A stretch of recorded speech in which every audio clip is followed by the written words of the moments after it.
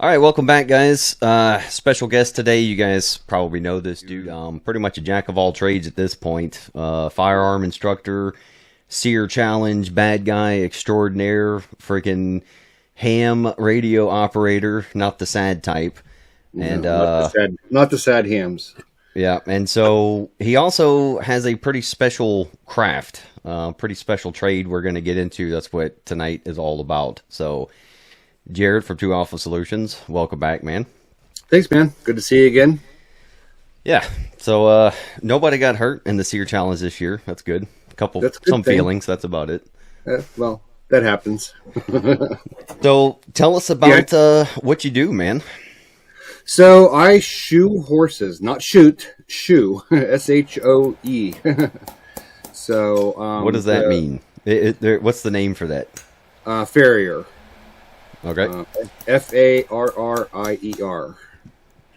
So it's a very old, ancient craft. Civilization has been doing it since they've domesticated horses, thousands of years ago. So in some form or fashion, they've been taking care of horses' feet throughout the ages and throughout civilizations and whatnot. And there's a lot more that goes into just putting a horseshoe on. So Absolutely. yeah, I think so. Hopefully we'll get into more of the details, but let's start with how'd you get into that? So I grew up with horses. I've had horses my entire life. We had a small farm up in western Pennsylvania. I'm sure a lot of people hear me say I go back to Pittsburgh a lot. So it's in the Pittsburgh area is where I'm originally from. We had a small farm there. Grew up with horses. We had some thoroughbred race horses when I was a little kid. And then, I got older in my teens and we still had them, but I just wasn't really too interested in them. I used to ride and show for 4-H and stuff as a kid. And then I went to the military and like the what do you mean show? Like horse shows. Like the little kid horse shows and stuff. You go out and ride your horse, okay. and they judge you and whatnot. I used to do that as a kid. My wife used to ride. She used to do that with the Icelandic horses. Yeah, and she would say like they had like a special kind of stride that other horses didn't have. Yeah, so the small Icelandic ponies, they have a stride, a gait that it's called a tolt, T-O-L-T. And it's a really odd, and I don't know a whole lot about it, but I've only ever done a few Icelandic horses before, but they do have a special gait to them. Okay, cool. So you grew up with it, and is that did you want to do that before you went into the Navy, or was that No, I'd never thought about it. I thought I was gonna do electronics and other stuff the rest of my life and whatnot. So when I got out of the Navy, I did go back into electronics. Excuse me, and I was working for Motorola for a year or so. Then I worked for AT&T, the cable company, and then Comcast bought AT&T out, and then they kind of cleaned house, and a bunch of us got laid off. So the guy that was out shoeing my horses said, "Well, you always talk about having your own business. Why don't you learn how to shoe horses? Go to school for it, learn how to do that." And so here I am, 22 years later. So I went to school for it. There's a bunch of schools around the country. Not a bunch, but there's quite a few. Some are better than others. I went to one in Kentucky called the Kentucky Horseshoeing School. I was there for probably about 6 months or so. Wow. And yeah. Is that you have to pay for that on your own? My GI Bill paid for it, actually. Oh, wow. Yeah. That's pretty cool. Yeah, so they paid for the majority of it, and I had to pay for a little bit of it. But luckily, I was able to collect unemployment while I was in school, and that really helped facilitate me being able to go to school, being able to collect unemployment. The only ever government service I've ever gotten for myself as far as charity, I guess you could say. but it enabled Welfare. me to go. Yeah, well, my welfare. It enabled me to go to school and learn a trade and become very good at it. So, Was this the regular GI Bill or the post 9/11? pre 9/11. Okay. Yeah, the regular one. So we'd have to look, but the post 9/11 started covering some of the vocational stuff too, and they would actually give you like a housing allowance type deal. Right. But yeah, that's kind of cool. I went the opposite route. I did the useless paper degree crap. So that's cool. You actually got a trade out of it. So 6 months, man. What the hell? What all do you? I mean, yeah. So it's not just putting shoes on horses. So No, so what's the school like? there's a lot of bookwork that you have to do, a lot of anatomy, like medical type stuff. So there's a lot of bookwork. There's a lot of preliminary type forging that we have to do to learn how to shape shoes and make shoes. Oh, so you actually make them? Yeah, I can. Yes, I can take a straight piece of bar stock, and there's different measurements I can take of the foot after I trim the foot down, and I can actually cut a length of bar stock that will be, once I get it bent around and shaped and everything, will be an exact match to that foot. Wow, that's okay. Cool. And there's all kinds. I mean, there's hundreds of styles and different kinds of horseshoes out there that you can hand make out of bar stock. Do most farriers forge their own? Or No. No. Okay. Very, very few of them do. What would be? Is there a better than or not so good? I mean, a pro and con to making your own? A lot of guys like to make it because the ones you buy pre-made aren't always the way you want them to be. They're not made the way you want them to be. The nail holes that are in them aren't necessarily in the right place for that particular foot or the pathology that you're trying to work with. So there's a lot of benefits to being able to make your own customized shoe to that individual foot.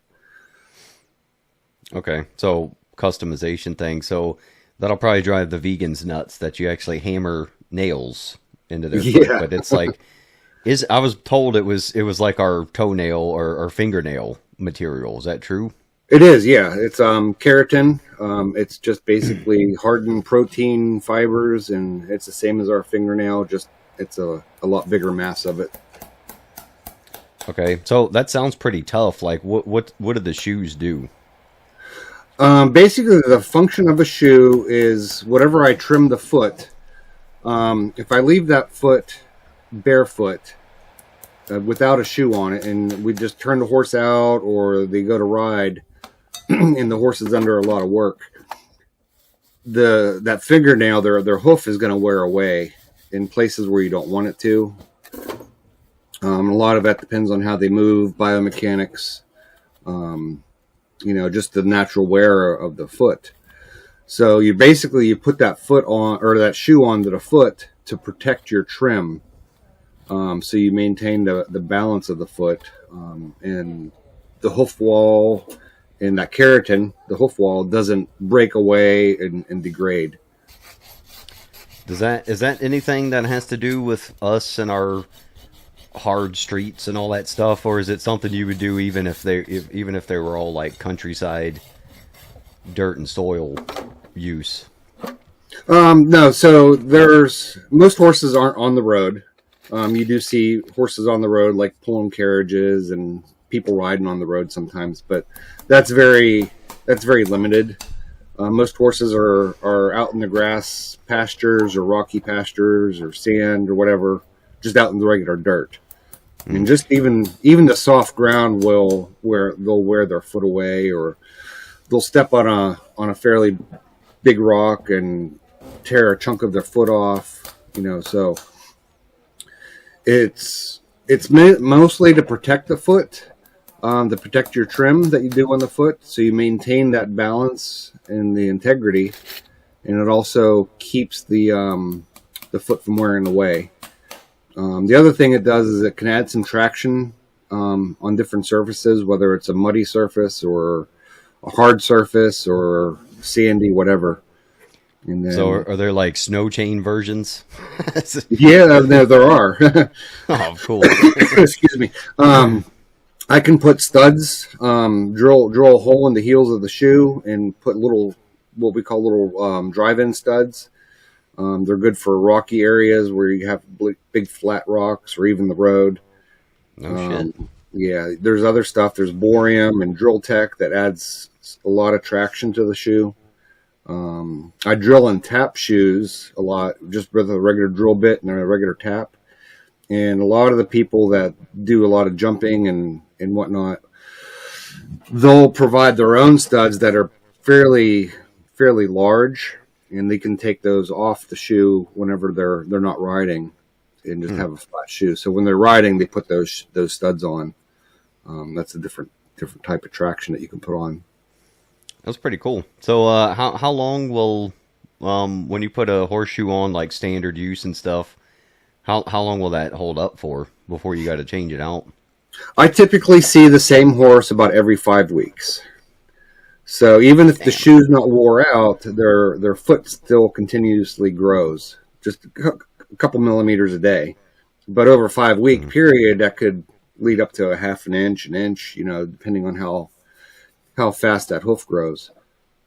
Wow. Okay. But yeah, so typically every 5 weeks or so, I see the same horse. So that's good business for you then. Yes, it is. It's a good business plan because it's a reoccurring income. So I get the same customer, same clients pretty much on a 5-week cycle. 5 weeks, sometimes 6 weeks. Things happen. They have to reschedule, or I reschedule. So sometimes it might go a little longer. But yeah, it's a reoccurring charge that I get in. Yeah, that's cool. And so I know I've never seen an ad on Twitter or YouTube for horse farrier, so I'm assuming most of your marketing is word of mouth. And if you do a good job, people spread the word about you. 99% of advertising for this type of business is word of mouth. Yeah, because if you're good, they're going to tell their friends, and then their friends are going to tell their friends, and people hear about you. I mean, people call me all the time and say, "Hey, I've heard good things about you," and I don't have any clue who these people are. So you're making an appointment. Fucking feds. Right. I saw you on the Sear Challenge. Right. But word of mouth is huge in this business. I mean, you will see some people that are advertising on Facebook and Instagram and stuff, but to reach that market, it's such a limited area that you want to work in. So if you're putting stuff out on Instagram and Facebook and stuff, like as a business, you're gonna have people from all over the world calling you and asking where you serve. So what I did you for no reason. What's that? Bugging the shit out of you for no reason from like 3,000 miles away. Right. Actually, a couple years ago, I had a lady from England call me or message me and asked if I would serve that area. I'm like, I don't think she realized I was in the States.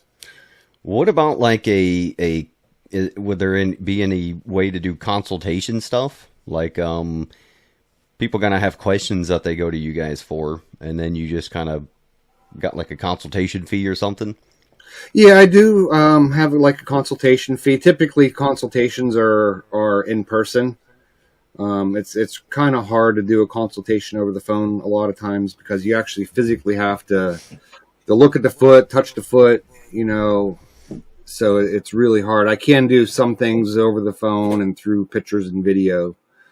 I can give opinions that way, but it's hard to diagnose an issue and give them a definitive answer or course of action to provide to their farrier. You can do it to a degree, but if you needed something that is very definitive, you pretty much have to go out and look at the horse, watch it walk type thing.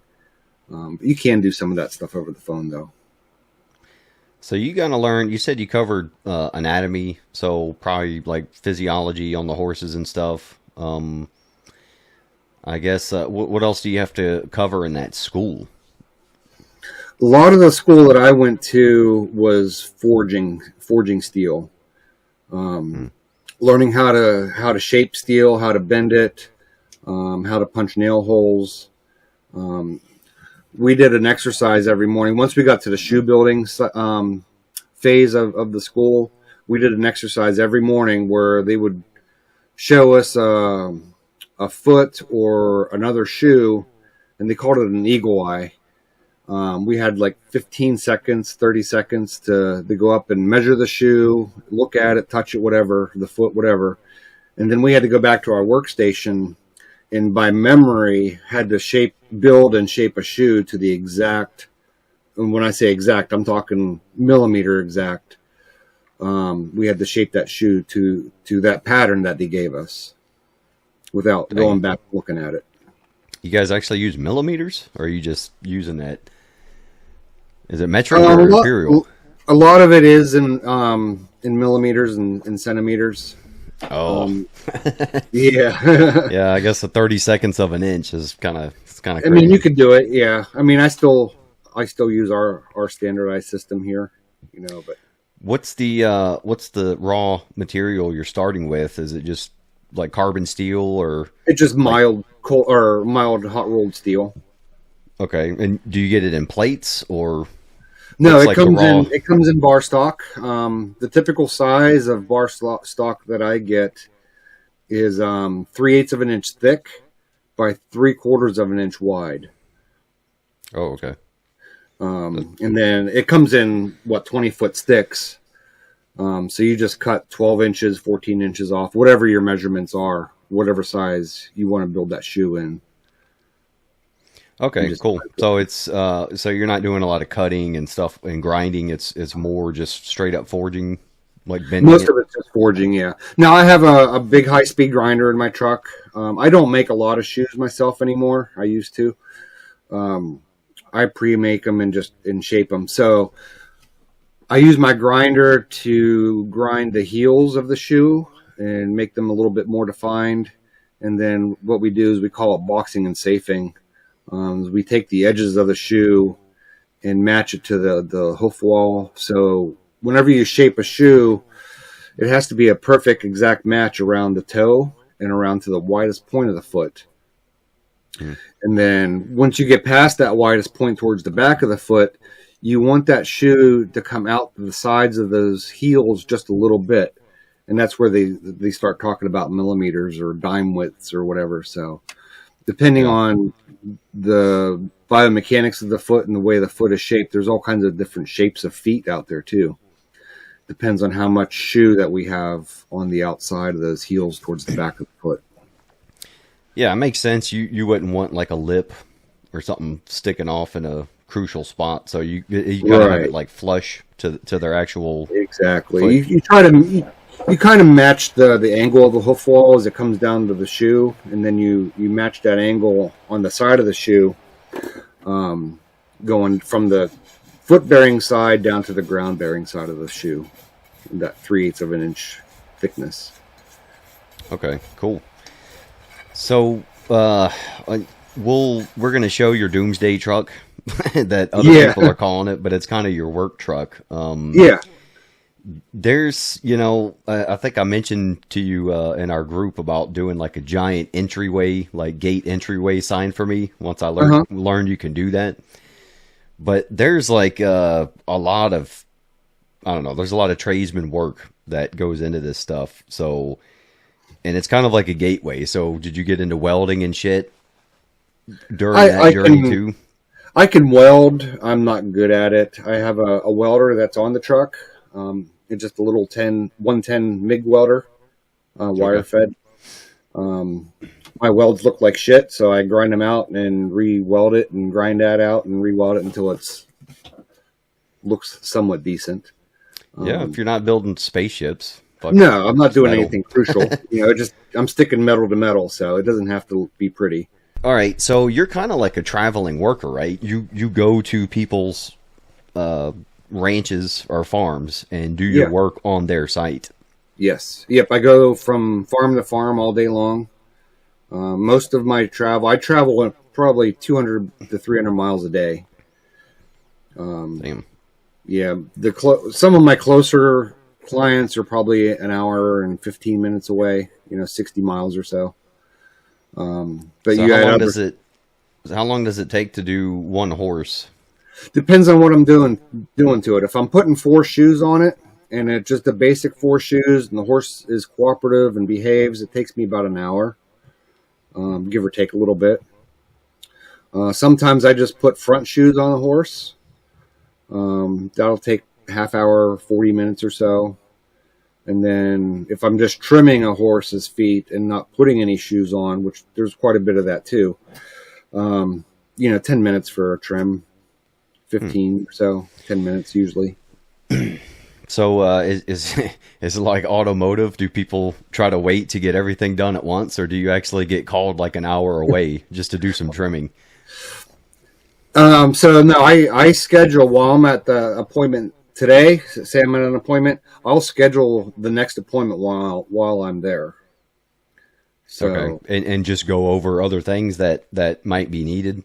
yeah. Typically there's not. I mean, sometimes you'll get horses. I'm sure you've seen videos with abscesses and feet, like cow's feet and horse feet. Yeah. We'll get those. Sometimes you'll need to dig that out. It takes extra time, but it's all part of the everyday job. So about what's like your average number of horses in a day on a typical day? I'm trying to slow down a little bit because I hurt so much anymore. I try to stay with doing 4 horses a day with a full set of shoes. So that's all 4 feet. Okay. If I do 4 full sets a day, that's a good day. I can do more. I don't like to do more anymore because I start to get really, really achy and sore anymore doing it. And you get horses, and especially now it's getting cold, your body just starts to cramp up by the end of the day. Yeah, it looks like a pretty demanding job physically. It is. Like you're holding their leg up the entire time, working on them.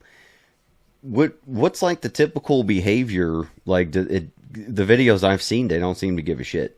I mean, you No, ever have any 90% of them are good. They'll Oh. stand there. They might wiggle a little bit. That's not a big deal. The 10% that you'll get ones that won't want to pick their feet up, and they just plant their feet on the ground, and you're sitting there fighting with them trying to get it up. They're not really fighting with you. They're just passive resistance. passive Like resistance. toddlers. Exactly. It's like my kids when I go to pick them up and they just go limp, Yeah, exactly. but 500 pounds heavier, I guess. Yeah. But imagine that with a 1,000-pound animal. So, Right. Yeah. a lot of times when a horse misbehaves, it's because something hurts on them. And they're not doing it necessarily to be malicious. They're just doing it because something hurts. Yeah. Some of them are scared. Some of them are young and don't know better. Some of them are just fucking assholes. So, and I could probably show you some videos. I have some asshole horse videos too. So I can send those to you. Do you kind of, if you're dealing with a new horse, do you kind of sit back and gauge what it's like and talk to the people first, or are you just going in there blind? And if there's a problem, you expect them to warn you. Like if Most people are going to warn me if the horse is going to act up or do something or has some kind of an issue. I would hope so. Watch out, he's a kicker. Right? Yeah.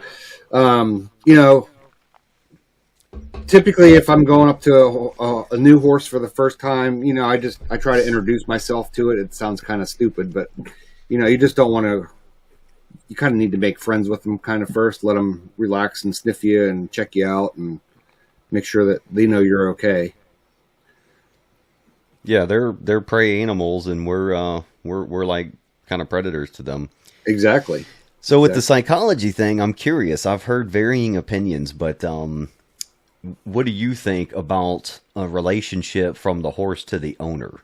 Because I've heard it's important that the owner has a relationship with the horse, like especially the way they behave. And then I've heard guys, like people have told me that they're like, it doesn't matter. They don't give a shit. So what do you think? I can go either way on it. I mean, I think there is some kind of a human animal bond that goes on there. But I mean, as far as like how the horse acts with the owner or the person that rides them the most or takes care of them the most, okay, versus like you coming in as a stranger. So in this field, I have what we call the crazy horse ladies, and they're the ones that are they're babying like porno style, or I mean, what's that? No, go ahead. I made a bad joke. That's all right. I'm trying to keep this kid friendly, so right. not like porno style. But you have the horse owners that go out and spoil the horses. They're giving them treats, and they're encouraging bad behavior a lot of times by doing that. So a lot of times, whenever you get a horse and an owner, and you can separate them a little bit like that, and tell the owner, hey, go over there and do something over there and just let me deal with it. Sometimes the horse is fine and doesn't act up. Because they're expecting that treat from the owner all the time, and they're reaching and grabbing and stepping over, trying to get to whatever the owner has in their hands or pockets or whatever, as far as treats. So yeah, there is a little bit of psychology there, as far as the horses behaving or not behaving with and without the owner. Okay, so a lot of it's on the owner. Yeah, a lot of it is. If the horse hasn't been properly trained, properly handled, that's an issue too, because it makes it a dangerous situation for me whenever they start acting like that. Right. Yeah. You ever had times where you had to bail out? Oh yeah, I've had plenty of times where I say I can't do this horse. It's too dangerous. Damn. What happened? A lot of times I'll tell them, hey, you need to call your vet and schedule an appointment with the vet. So next time we come out, the veterinarian can be here so we can sedate the horse. Oh shit! Yeah. Like what? So can you give an example of what was so bad you had to do that? Sometimes it's behavior, or young horses that are just so ramped up, they're rearing up and they're jerking their leg from you, or they're kicking at you, that you can't hold on to 1,000-pound, 1,200-pound animal when they're doing that. It's dangerous. You're going to get hurt. Have you ever been kicked? Oh yeah. A couple of years ago, it's been more than that now. Probably 5 or 6 years ago, I was up in Northern Virginia, fairly close to Washington D.C., shoeing at a barn. I was doing the whole barn.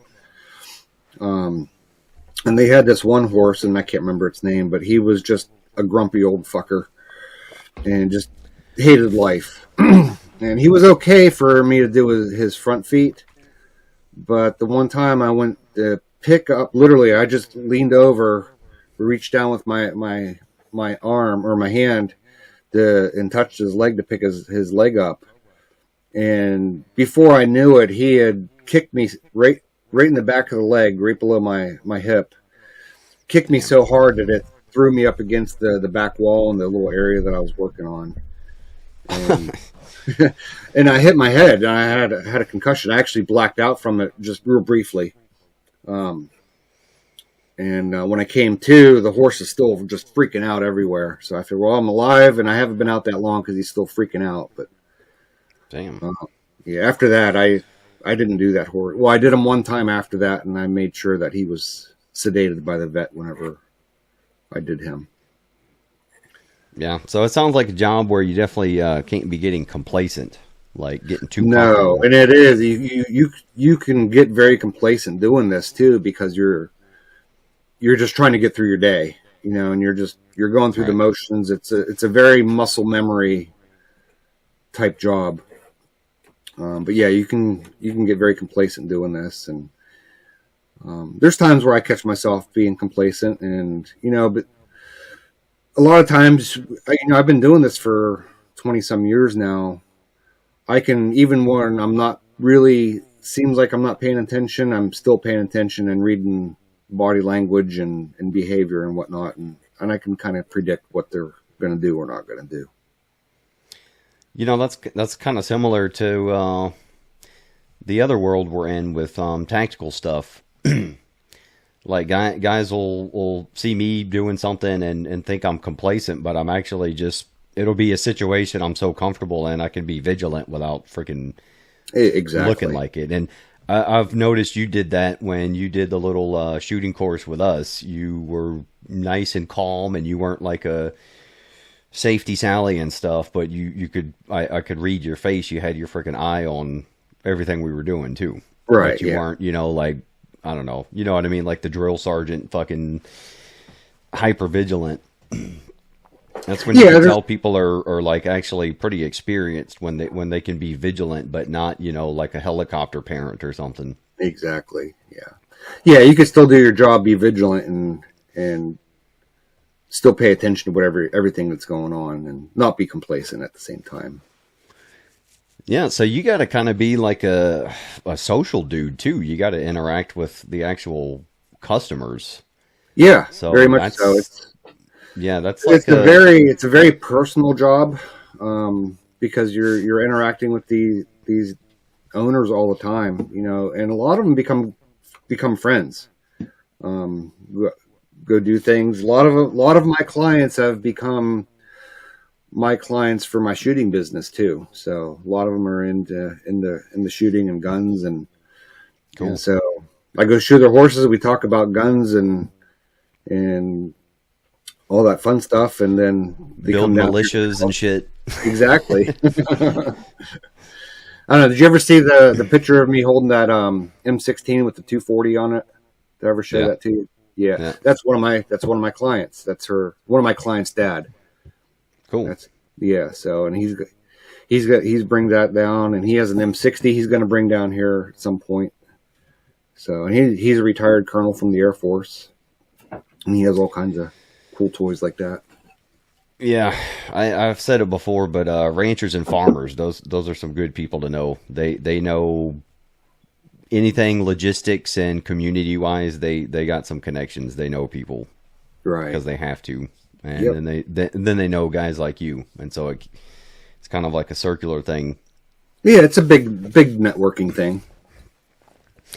Now, do you ever have to go back multiple times to the same client? Like you got so much work, you got to spend like a week there.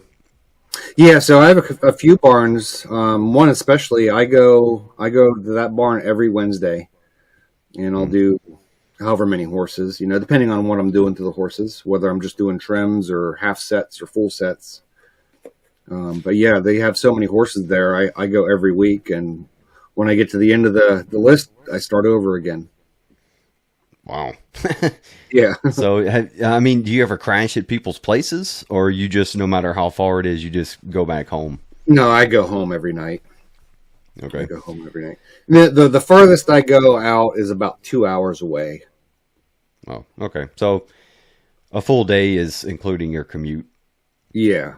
Yeah. I usually leave so my mornings consist of very first thing of making appointments, scheduling appointments and stuff, doing a lot of admin type stuff.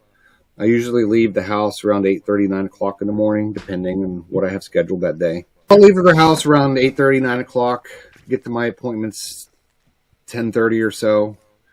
And I might have multiple appointments throughout the day. One stop I might have 2 or 3 horses to do. Then I'll drive to my next stop, which might be 20 minutes, half hour. It might be 5 minutes down the road from my previous stop. And I'll do that throughout the day. Do you ever have calls where you got like a full day booked and somebody will call you last minute, with some kind of emergency visit or something? Oh yeah, that happens a lot. Horses lose shoes. They'll step on a shoe and pull it off. If they're in a muddy environment, the shoes will come off in the mud because it creates that suction and it just takes it right off the bottom of the foot. I had a lady call me this morning. One of the shoes came off, and I couldn't get there. I'm not going to go there today because my truck's being worked on, but I'll work it into my schedule tomorrow. I'll kind of be in the area already tomorrow. So I'll go in and clean the foot up and put the shoe back on, and it'll be good to go again. So I'm sure you've had calls where you're like going on 10 hours on the road, a full day, and you're on your way home expecting dinner, and you get those calls, huh? Yeah, oh yeah, it happens quite a bit. So I guess now you're at the point where you can decide if you want to come out or not, or do you just try to work through it? It depends. So if I'm close by, or I'm going to be driving by there on the way home, and it's not too much of a big deal, I'll stop and do it. Otherwise I have to try to schedule it into the next day or another day, and it might not always be possible to do that because of the workload for those days. So if I can do it right then and there, I will. Sometimes I've just had enough of the day, and I'm starving and hungry and or cold, or I'm soaking wet from sweat, and I'm like, no, I'm not doing any more today. Yeah. And it depends on the situation too. If it's sometimes a horse will step on the edge of their shoe and they'll bend it, and that area where it's bent is poking into the bottom of the foot now. You don't want to leave that shoe on, because it's still on the foot, but it's coming off, and it's creating a lot of pressure. So that would be about the biggest emergency. And you'll see in the pictures that I send you, the shoes that I put, they have these little tabs that come up along the side of the hoof wall. They're just called side clips.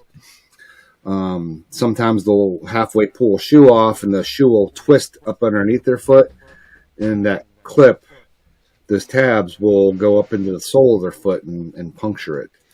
All right, so it wouldn't be a proper grunt-proof show if we didn't talk about some gear. So I can imagine you got to wear some pretty tough stuff doing that job. Leather, friggin' doomsday canvas and shit. Nothing too spectacular. I wear a pair of an apron, a pair of chaps, whatever you want to call them. They're nylon with leather outer skin. Oh, okay. And steel-toe boots. I mean, a lot of people don't like steel-toed boots. Well, yeah, you don't want a fucking horse stepping on your toes, man. Right? Yeah. A lot of guys think that a horse stepping on a boot with a steel toe in it, and if it crushes, it's going to push that steel toe down into your toes. I don't ever see that happening. Not with the horse. I don't think they could crush. I've seen guys drop freaking beams on their damn steel toes. Exactly. Maybe those like newer polymer freaking composite toes. I don't know. Yeah, I don't even know if they could do that. You might crack that. I don't know, but I wear steel-toed, slip-on, like cowboy-style boots to work in.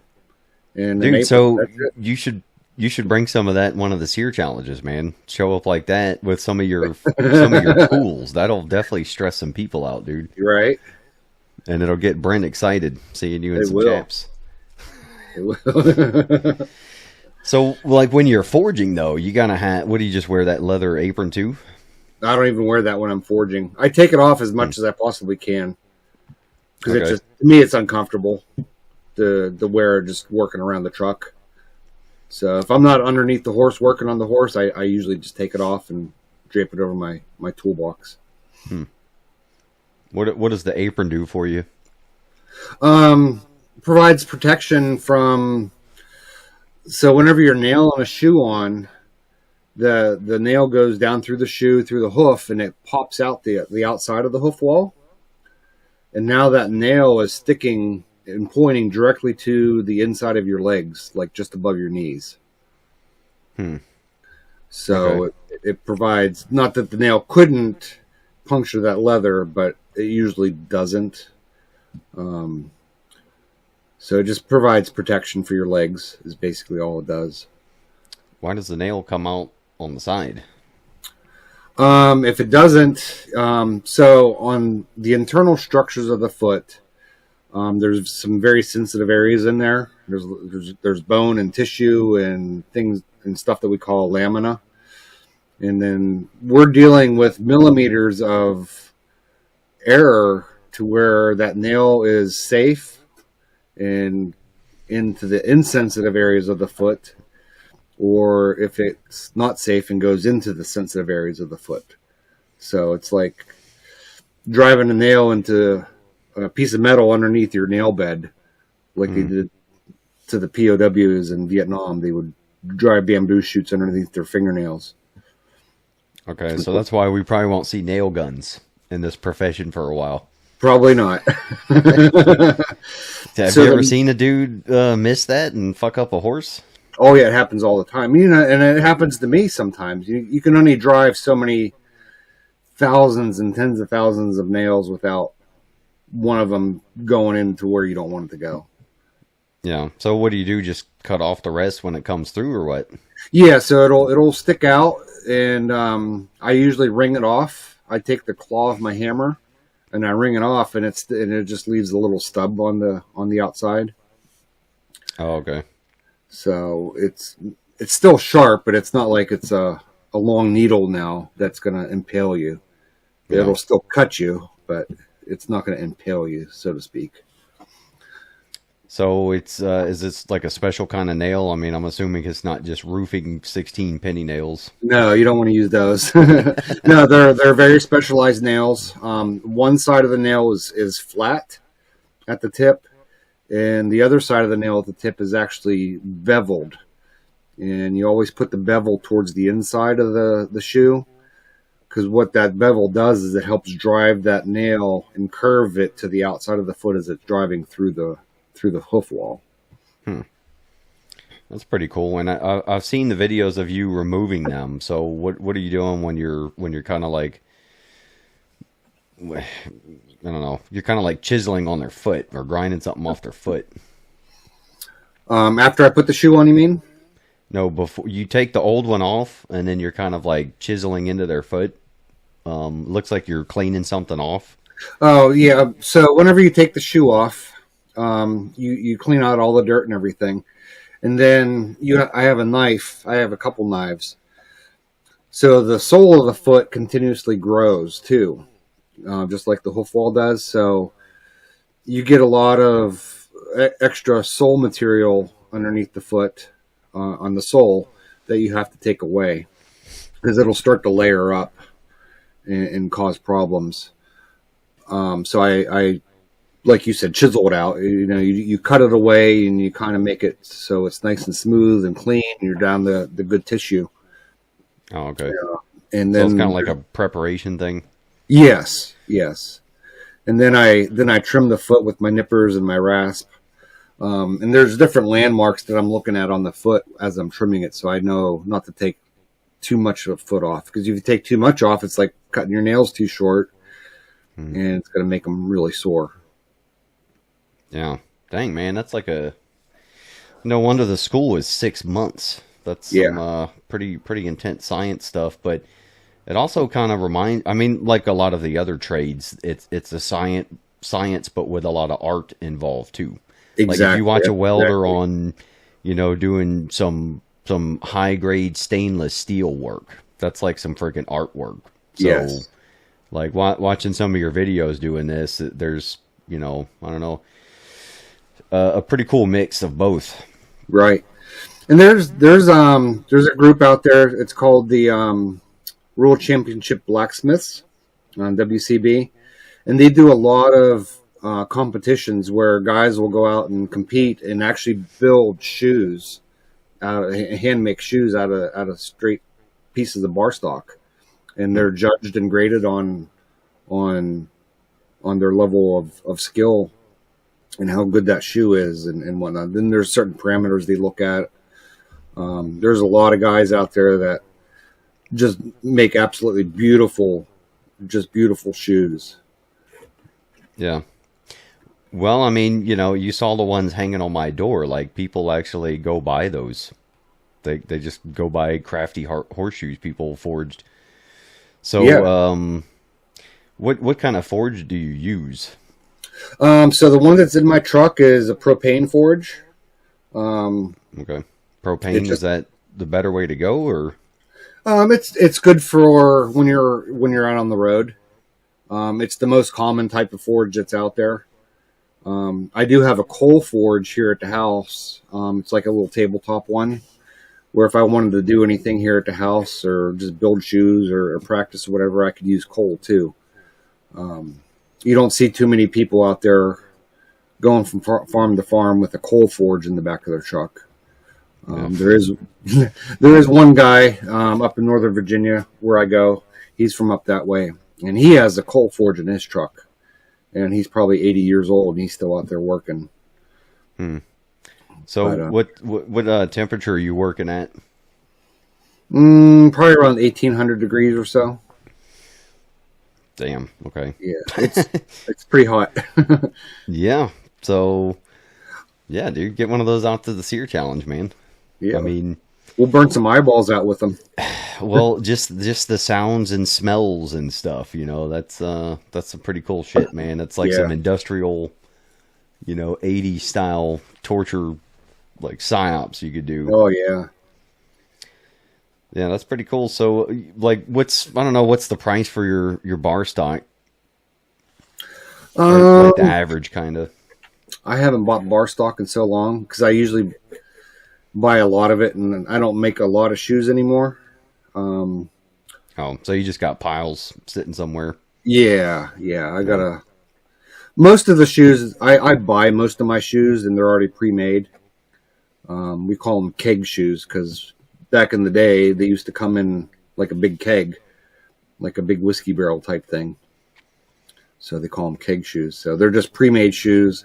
And there's probably literally thousands of different types of shoes that you can get, that you can buy pre-made.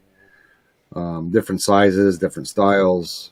A lot of them have therapeutic properties to them. So if you have what kind of therapy? So you get a horse that has some pathology going on with some soreness, or he's got laminitis, which is called founder, or ring bone, or some kind of a tendon issue. There's different things that we can do to these shoes in the way we make them that provides support or takes support away from different areas of the foot to relieve different conditions and pathologies. Orthotics for horses. Oh yeah, it's big business. Cool. They have shoes out there that are spread on there. Oh yeah, Bengay and Icy Hot. You have no idea what these crazy horse ladies put on their horses. But there's shoes that I can glue on. If you have a hoof that is so degraded and so just tore up or beat up, and they don't grow hoof very well, a lot of times you can't nail a shoe on because it's not going to hold, or there's not enough hoof wall to nail to, that you have to revert to putting glue on shoes on. And there's different styles of those. Damn, I need to know I need to get some of that glue. That's got to be some heavy duty shit. It's pretty tough stuff. But I charge, there's one type of glue on shoe that you get them in pairs. I charge $600 for a pair of glue on shoes. What's the glue? Like, what's the name? Some of it's, what is it? Equinox is one of them. There's, I don't use a whole lot of it. Super Fast, Equinox, those are the main two ones. Okay, so what do you just squirt it on like a freaking silicone or something, or? Pretty much, it has a very specialized like caulking gun. Okay. That you put it in. It has mixing tips. It's all like 2-part epoxy type stuff, and it mixes and. Okay. Yeah. So kind of like that hardcore JB Weld stuff that you mix together. Yeah. And squirt on. Yeah. I'm gonna have to look into that. Put some shit together. Right. Like the shoes are kind of designed to be able to come off, right? Like there's some cases where you want them to throw a shoe instead of it being like a permanent kind of fixture, or is it supposed to be? No, they're not supposed to be permanent, but you don't want a shoe to ever come off. Okay, so without you actually taking it off yourself. All right. So the glue would be friggin' some heavy duty shit. Yes. And you have to prepare that foot. That foot, whenever you glue a shoe on, has to be prepared in such a way that it's super clean, that it's super dry. I use a lot of alcohol or acetone on the foot prior to using the glue on it to kind of dry it out. Sometimes I'll take my rasp and rasp little grooves in the side of the hoof wall so the glue has a little bit more like a texture to stick to as well. You put like a flywheel on your freaking grinder Right. down on the horse's foot. Yeah. Oh, we got a stainless steel brush. We got it. Yep. Yeah. So you probably got special files and all kinds of shit, huh? Oh yeah. Yeah. The rasps I use they're 14 inches long or so. I use electric grinder, like a cordless grinder on feet sometimes, even just to trim them. I was joking. That doesn't stress No. I'm all about the power tools anymore. I mean, it's kind of a taboo thing in our world to use them. So there's Farrier FUDs out there that'll. Oh yeah. Okay. Yeah, like any group. Yeah, I mean, yeah, any group has it. Yeah. Wow, I was joking. So I'm gonna have to go look at videos of people using fucking grinders on horses. Yeah, I have some videos. I'll send them to you, and you can put those in on this too. Cool. Next, it'll be some fucking stick welding down there. You're right.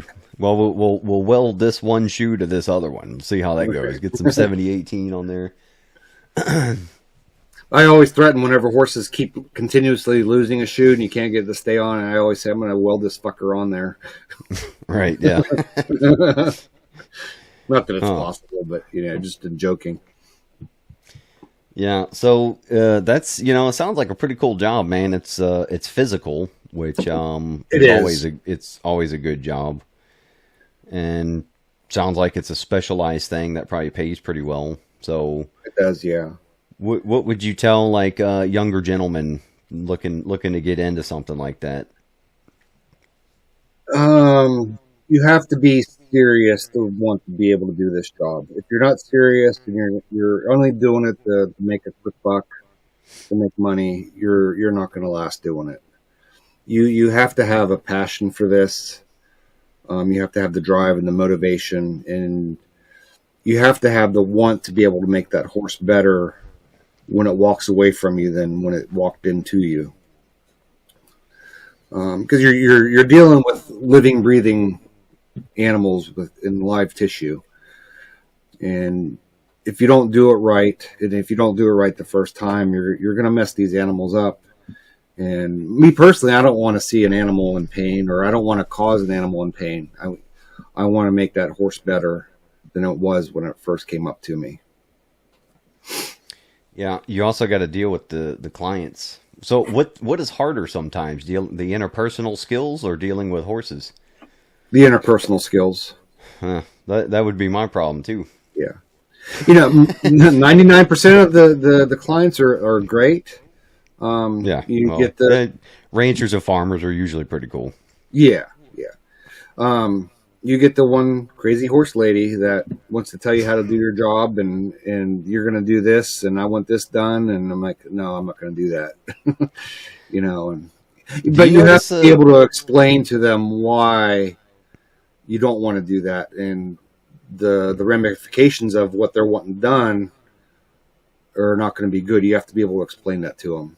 So that's where the education part comes in, that you have to be well educated in the theory behind all of this to be able to explain that to them.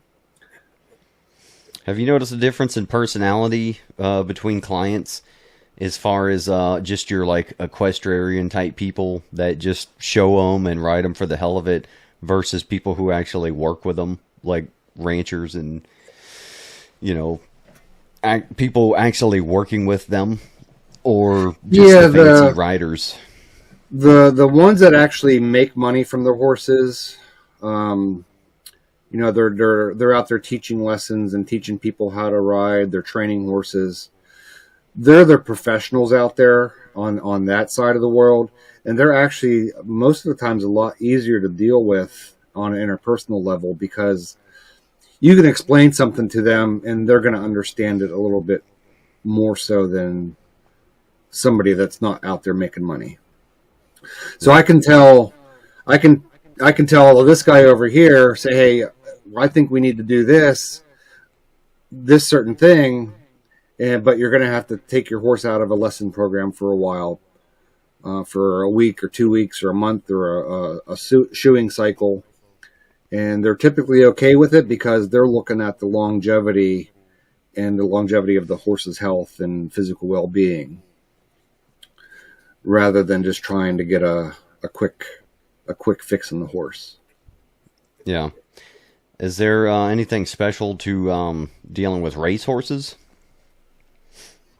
Have you done that? They're shod with different style shoes. A lot of the race horses have what we call aluminum plates, and it's just basically an aluminum shoe. And just to be lighter.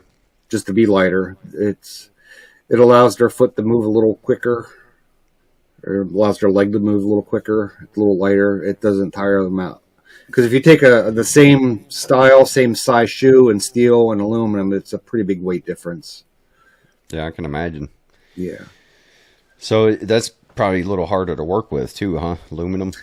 It is. A lot of guys, I don't typically put aluminum shoes on. I think it does some negative effects to the horse's feet in a lot of aspects. So I always talk people out of putting aluminum on. But there's some cases, like with race horses, where you have to put aluminum on. And there's some corrective and therapeutic type shoes out there that are only made in aluminum.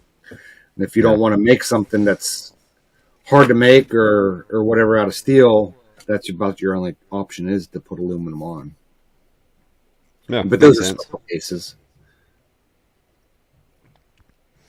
All right, cool. Well, anything else I left out, or anything else you want to add in about it? I mean, we could sit and talk about this all day. There's just so much to it. There's just so much to it. Getting back to what you were saying, if somebody wants to get into this trade, before you would ever go to a school, find somebody to ride with. Excuse me. Make sure this is a profession that you want to get into. Go out and work with somebody for a couple months, 6 months, whatever, and make sure it's what you want to do, because it's not an easy job.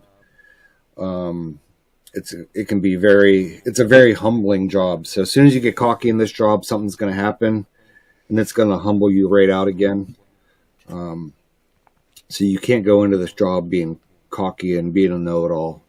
And you have to know when to call in reinforcements and ask for help. Because if you don't, you're gonna mess up a horse. It might only be temporary, but it might be a permanent mess up on the horse, where the horse has to be put down or it has to be retired or whatever. Yeah, that's a bummer. Well, what's your network consist of? Like veterinarians, other farriers? Who are you reaching out to? For if I need help with something? Yeah, or if you run into issues you can't solve. Yeah, a lot of times I will have them call their veterinarian, and I try to typically work with their vet that they use on a typical basis. A lot of times I need radiographs, X-rays of the horse's foot and the lower leg to kind of see where things are. So typically their normal veterinarian is able to provide that. Even the veterinarians sometimes will say, hey, I'm not quite sure what I'm looking at here. Let's call another vet, or let's take it to a specialty type equine hospital. And then they usually have very specialized veterinarians there that have a lot more diagnostic tools, a lot more knowledge and education in very specific areas of the foot. Do you have any like a network in your local area, like, do you talk to? I mean, I guess you count them as competitors, but do you guys have kind of like a network of farriers in your area, and you guys We do, ever yeah. get together on stuff? Yeah, we try very hard not to use the term competitors. Because everybody has their own clientele, their own business, and everything, and I don't like to refer them as competitors. I think they're peers. So I can call. I have a very good friend of mine. We used to shoe horses together in Pittsburgh. We're actually both down here in Virginia now, and he lives about an hour and a half, 2 hours south of me. There was a time up till last year that we would go to a barn together once a cycle, and we would share the barn and split it. But him and I, we talk a couple times a week, just throwing ideas at each other. We'll tell each other, hey, I got this horse with this problem. This is what I'm thinking about doing. What do you think I should do? Or what would you do in this case? And sometimes we just look at each other and said, I don't have a clue what to do with it. You know, let's call in more people, and we'll call another guy in and see, get their opinion, or we'll call a vet in or whatever. Call the grumpy old elder farrier in. Yeah. What's Me and my buddy Matt, we're the grumpy old farriers anymore. We're over it. Oh, you're the grumpy guy. Yeah, we're the grumpy guy. That's what I was going to ask. What kind of that's why I always sound like dickheadery? I'm pissed off. Yeah, I know. Sometimes you're quiet in all the groups, and you just come out of nowhere, or fucking negative as shit, and we're just like, Right. all right, well, Jared's still alive, but what the fuck, man? I was gonna ask what kind of shenanigans or like dickhead stuff you've run into, like with other farriers.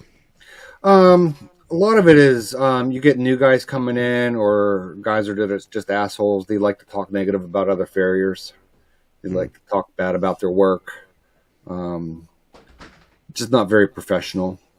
Other farriers out there that try to steal work from you. They talk about you. The steal work from you to put bad ideas in the clients. But the majority of us, we don't do that. Most of them That's kind of cool. Yeah. Well, it's a pretty small community, right? It's very small. It's very small. The horse world, the horse community in itself is small. Among clients, the horse owners all talk together with each other about their vets and about their farriers and who's good and who's not good and whatnot. And the farrier community is even smaller than that. So it's always the negative bad mouthing that gets passed around the quickest. And you get a guy out there that's doing it all the time, he's going to make a bad name for himself by doing that. And he kind of outs himself by doing it too. And he's not quite accepted by the other guys in the farrier community. Yeah, I can imagine it's kind of like going out to these rural areas where if you just move in as a stranger and start, putting your dick into stuff a little too much, the whole neighborhood knows pretty quick, and you've already kind of shot yourself in the foot, stepped on your own dick. Right, exactly. Yeah. Most guys are pretty good. They're pretty professional. Everybody has their level of skill, their skill set.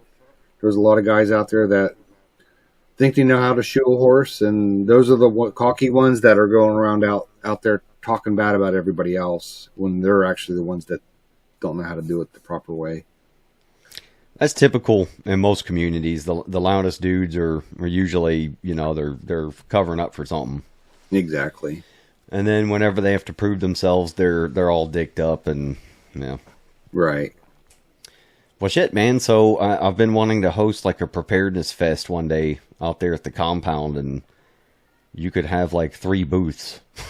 I could, huh? Bring your truck out there and bring guns and bring radios. Yeah, there you go, man. Comms, shooting, and freaking, the farrier stuff, but also just like some forging stuff. You could talk about preparedness and forging, because that's always some good shit to know about.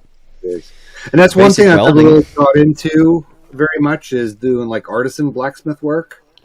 and making knives. I would like to one day, but you know, I'm so busy in my everyday work that when I get home, that's the last thing I want to do is beat on some more steel with my hammer. You know, I've been doing it for 10 or 12 hours already as it is, and all I want to do is eat and do nothing else. Yeah. You know, but as I'm getting older, I'm going to be, I'm going to be 50 in March. And I kind of want to slow down shoeing horses a little bit. So maybe I'll start making some knives here in the next couple years and start selling those or whatever, you know, just to kind of offset that income a little bit. Yeah, dude, I'll buy a sign from you. You could make the first grunt proof metal sign. Yeah. Ain't even got to be perfect. It just looks cool. Right. You got the steampunk crowd. They love that shit. Right. There a lot of them are cheapos though, so I don't know if that's gonna work. But yeah, no, that's some cool stuff, man. And I don't know I guess if you ever get bored, you know, you can put up some of that stuff on YouTube, and it's just another kind of skill to show off and have fun with. So I do have another channel, and I had another channel. I lost access to it. I had some issues with my phone, and I can't get back into it. There wasn't very many videos on it, but I started it, and for all my Farrier work, you know, just putting shorts out and stuff like that. And then I got locked out of it, and I started a new channel, but I don't have anything on it yet. I have so much video of me shoeing horses and forging and stuff. Yeah, I could probably cool spend stuff. I could probably spend a year just editing video at this point and putting it on that channel. It's just I don't have the time. What's the channel? World Famous Farrier 2.0. Okay, cool. But like I said, there's absolutely nothing on it right now. It's just a blank channel because I got locked out. Go follow it now and get ready. Yeah, you could. I'm going to be having surgery here in January, so I'll have some time off and some downtime where I'll be able to, maybe I can get some of those videos edited and put it on there.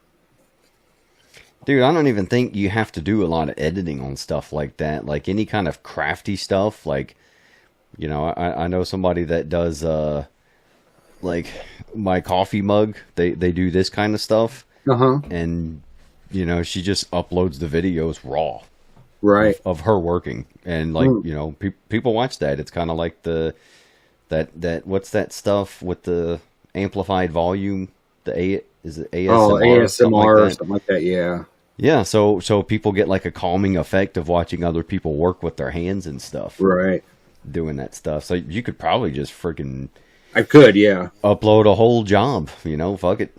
I could. Just, I guess you gotta watch faces. A lot of times I would just turn my camera on and just let it roll the whole time, you know, and just take it from the horse to the truck to the anvil, wherever I'm working, and just set it up and let it record. So there's a lot of downtime in it, a lot of dead time in the video. But yeah, that you cut out, but you know, I don't know. That's when you do a panoramic of your freaking truck. Right. Or if you're grinding on a horseshoe, you gotta add that in there. B-roll. Then you hear me in the background yelling at the horse saying, "Stop it, fucking stop it, you fucking bastard." And stand still, pick your damn foot up. All right, cool, man. Well, I appreciate you talking to us about this stuff. This is pretty cool, man. So I think other people enjoy it as well. So kind of, I don't know, something that wasn't popular on my end, and seeing some of your work, it's pretty cool to see, man. Cool, man. Yeah, well, I appreciate you doing this. It's definitely a very unique job. And like I said before, you have to have a passion for it if you're gonna be effective at it and be good at it. But it's very physically demanding. You know, my elbows and my knees and my hips hurt all the time. If I would go to the gym a little bit more or start stretching out more, it probably wouldn't be quite as bad. But after you've been doing this for 12 hours a day, that's the last thing you want to do is go to the gym after lifting 1,000-pound animals' legs up all day long too. Yeah, just trying to integrate it into the job. Like, I don't know, do deadlifts with the horse's leg, Right. do extra reps between it and shit, like squat with Well, them. that's kind of why I need surgery. So it's been over a year now. I had a horse, very, very scared horse, and I was working on its back end. It was very kicky, wanting to kick at me and everything. Well, we sedated the horse, and it's a very short horse, and it's very, very stout, very heavy. And I was working on the back leg, and she picked her other back leg up to kick at me while I was still holding the other leg, and she actually put her full weight on me. And I'm sitting there trying to hold it up. And when I got home that night and I was getting in the shower, I looked down. I'm like, oh, I have an extra bump down there that's sticking out of my gut. So I had gave me a hernia is what it was. Shit. Yeah. So of course dealing with the VA, trying to go through all their bureaucratic red tape, and schedule wise, I can't. Summertime's a very busy season for me, and I can't really be out of work. So I needed about 4 to 6 weeks of off time to have the surgery. So I finally have it scheduled a year and a half after the hernia happened. I'm surprised it didn't launch your L4 or 5 disc out of your bank. Well, the Navy did that for me. Yeah, I hurt my back long before I was ever shoeing horses and had surgery on my back. Oh, okay. Well, so, yeah, the discs are gone by now. Yeah, they're already gone. Yeah, because that sounds like you're pretty much like Romania deadlift, and then somebody just puts 400 pounds on top of whatever you're doing. Pretty much. And I kind of equate shoeing horses to strength training, because you're sitting there, you're holding your own body weight up, bent over, and kind of like in a half squat all the time. Yeah, that's some. That's and like you get the horses that are wiggling around and fighting with you, so it's like a combination of strength training and grappling. Yeah, a lot of isometric stuff going on there. Yeah. Just add in some squats every now and then, and there you go. Right. Yeah, that's why my cardio sucks, because I don't do any cardio with my job. It's all strength training and grappling. Right. Yeah. Well, it's better than what most guys are doing. That's true. Yeah. Fucking yeah, man. So anything else? We miss anything? Oh, like I said, we could talk about this for days. But we'll see how this one goes, and maybe we can dive into it a little bit more, and I'll send you some videos and pictures of stuff, and you can incorporate it into here. Yeah. That'll the imagery will work. That'll help a lot. But yeah, next time you're out, we're sitting around the fire, maybe we think about getting the camera out and doing some more. Yeah. It's kind of like, our entire crowd that we all hang with. It's like we could all freaking sit around drinking beer and chit-chatting for, days, just about all kinds of shit. That's the problem, absolutely. Is there's always something else to do. Right. We all have such diversity with us, but we also have so much commonality between us too. And I think that's why our group works so well. Oh yeah, definitely. We're all military. I'm retired law enforcement, and now I do this, and the military, I think it works well. Yeah. We could cover that one day too. The law enforcement side. Yeah. So you just drop 2 Alpha Solution, just come up with a channel that's like fucking everything. Right. Or you could do like your own Dirty Jobs channel. I could do that. Micro Dirty Jobs. Yeah. All right. Well, yeah, we appreciate it, man. Guys, make sure you go check out Jared. He'll always be on the Grunt Proof side as well, and you'll see him out at the Sear Challenge. So you got 2 Alpha Solutions, and what's the soon-to-be Farrier channel? World Famous Farrier 2.0, and I'll send you the link to it, so you can put that in the description. Like I said, there is literally nothing on there right now, but maybe after the first of the year, while I'm laid up, I can work on putting some stuff on there. Yeah, cool. All right, well, people go follow it and be looking forward to that shit. You might learn something. Right. Oh, and another thing for my 2 Alpha Solutions, I just last night registered my domain name for a website now too. So it's probably going to be a while until I have anything on it, but I wanted to at least get the website domain and start working on that here. So maybe 6 months or so, I might have something on my website for 2 Alpha Solutions. Sweet. All right, and we might have a pistol course, pistol and rifle coming up, hopefully 2025. Cool. Yeah, so we'll be pushing those details out if we can line it up, but otherwise, we'll see you guys in all the normal shit we see you in. Right. Sounds good, Ben. All right, y'all take care.